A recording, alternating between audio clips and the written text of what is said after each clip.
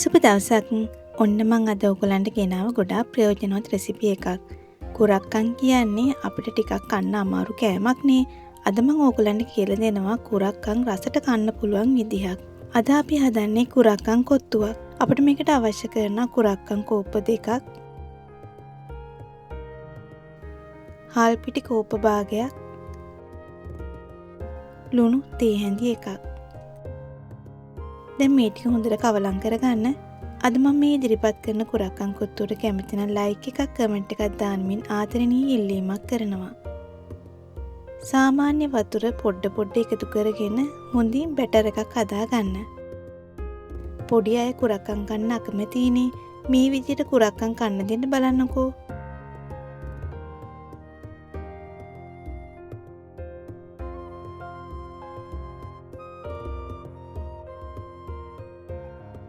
මම මේ කොත්තුවට එළවලු වර්ග එකතු කර ගන්නවා. අමු මිරිස්, ලුණු, කැරට්, කරපිංචා මේ ඔක්කොම හීනියටම ලියාගෙන හොඳින් කවලම් කර ගන්න.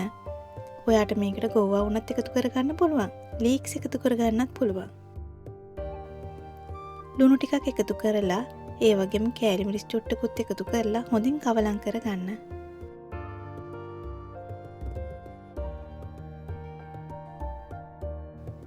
දැන් අපි හදමු. පෑන් එක ලිපි තියාගන්න මධ්‍යම ගින්දරේ තෙල් ටිකක් දාන්න. එක්කෙනෙක්ට මෙන්න මේ වගේ ප්‍රමාණයක් හොඳටම ඇති. මේ මිශ්‍රණය පවුලේ 3 දෙනෙක්ට හොඳටම ප්‍රමාණවත්.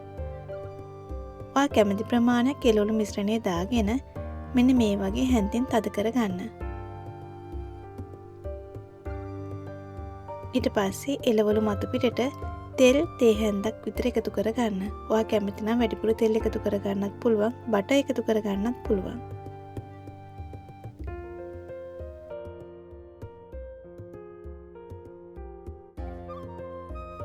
රොටිය මතු පිට මෙන්න මේ වගේ පාට වෙනස් වීගෙන ආවාම අපි මේක අනිත් පැත්ත හරව ගන්න ඕනේ.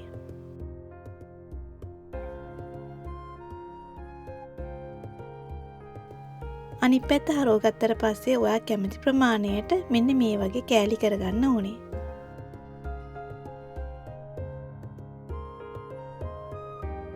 කෑලි කරගත්තට පස්සේ විනාඩි 2-3ක් පෑන් එකේම තියාගන්න. ඊට පස්සේ බීට් කරගත්ත බිත්තරයක් ලුණුත් එකතු කරලා මෙන්න මේ වගේම රොටි වලට එකතු කර ගන්නවා. ඊට පස්සේ කුරක්කන් කෑලිත් එක්ක හොඳින් මෙන්න මේ වගේ කවලම් කර ගන්න. හැම කෑල්ලකටම බිත්තර තැවරෙන විදිහට තමයි කවලම් කරගන්න ඕනේ. මෙන්න මේ ආකාරයෙන් ඉතාමත් ඉක්මනින් රසවත් ආකාරයට කුරක්කන් කොත්තු එකක් ඔයාලට හදාගන්න පුළුවන්. ඔයත් මේ රසවත් රෙසිපි එක හදලා රස කියන්න අමතක කරන්න එපා. අපේ ගෙදර දෙන්නෙක්ට හදන්න තව කුරක්කන් පේස්ට් එකකින් ඉතුරුයි. ඔන්න ඔය විදිහට තමයි කුරක්කන් කොත්තුව හදාගන්නේ. එහෙනම් ගිහින් එන්නම්. සුබ දවසක්. ආයුබෝ වේවා.